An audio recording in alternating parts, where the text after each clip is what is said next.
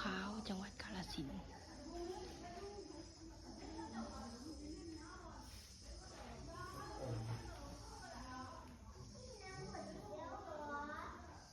พระสวยๆเยอะนะตรงนี้ก็คือพระทั้งนั้นนะเขาอัดกรอบแล้วก็ใส่หลังคา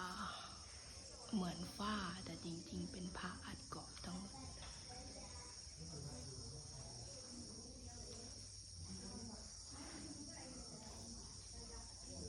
ก็จะมีเหรียญเก่า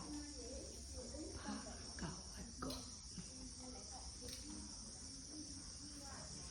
อันนี้ก็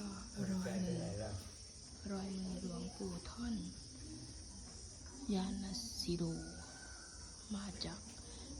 วัดศรีอภัยวันอำเภอเมืองจังหวัดเลยอันนี้ก็เป็นรูปกุฏิหลวงปู่มั่นภูริทันโตรูปเก่าแก่